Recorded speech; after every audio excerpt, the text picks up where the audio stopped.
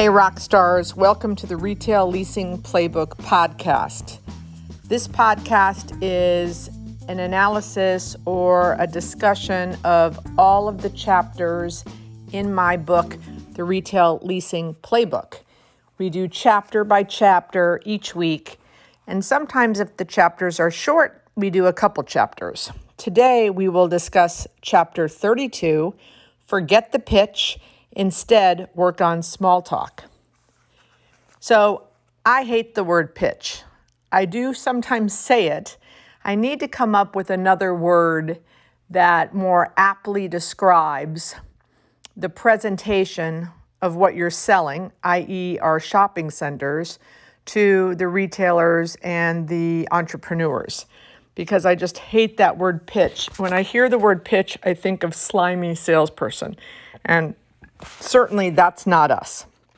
So I read a book during our book club last year called How I Beat Fear and Become Invincible Through 100 Days of Rejection. Jia Zhang wrote the book. It was great. Even better, though, were his accompanying YouTube videos where he had a camera on him and he went in and said things to people, like he went into a neighborhood, knocked on a door of a complete stranger, the resident of the home, in full soccer gear, and said, "Can I go kick a soccer ball in your backyard, and will you take a picture of me?" And the guy said yes. Jia Zhang, the author, was fearful of rejection. And he said the only way to get over that fear is to do things that will cause people to reject me. And then I will understand that nothing happened to me because I was rejected. Therefore, it's okay, and it removes the fear. So a lot of times when people say, I wish I could canvas more, or I think I should canvas more, and I say, what's stopping you? Mostly everyone says the fear of rejection, right? The mom and pops, the entrepreneurs, the small businesses, they don't want us walking into their businesses. They get aggravated, and therefore they'll reject me. So as much as I discuss in this chapter understanding and having a talent of small talk is really all about asking someone about themselves, right? Everyone loves to talk about themselves, especially entrepreneurs. They love to talk about their successes, how they picked their name, why they picked this location, what's good about this location, what do you wish you had different in this location.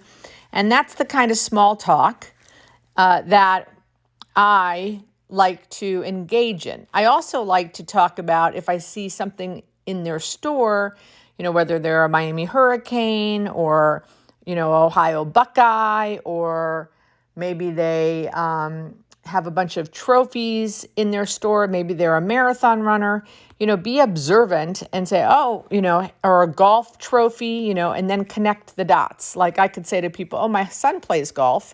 And then, you start on a different trajectory of small talk. I don't think you should walk into a store. You guys have heard me say this again and again. And, oh, hi, how are you? Oh, you have a nice store. I think it's very, very important to get to the point. Almost, and most of the time I don't even introduce myself. And that seems like that is the opposite of understanding and engaging in small talk. But it's not, because, again, what is your fear? Your fear is they'll reject you. Why will they reject you? You're interrupting them. So the important part is to get to the point. I'm here because I have shopping centers. I can tell you about what's going on in the market. And if you ever think about opening another location or moving, I may have something for you. Most of them want to discuss real estate unless they are with a client. And once they understand why you're there, their guard drops.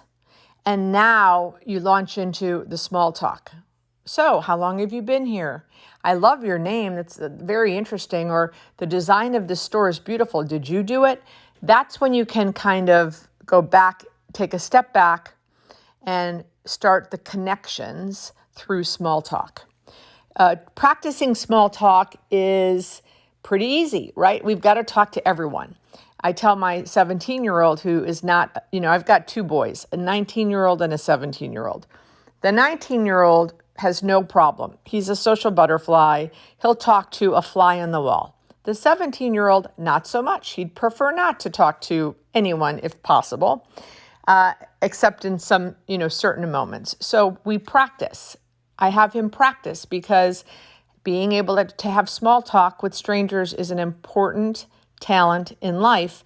It helps you get through life better and smoother, whether it's the front desk clerk at a hotel, whether it's the Uber driver, whether it's the supermarket grocery clerk.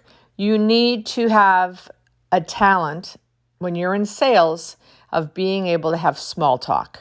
So if that's not your talent, practice, right? And you'll get better at it, like in life, right? So I hope you guys enjoyed this week's podcast. If you did, please like or share or subscribe, certainly.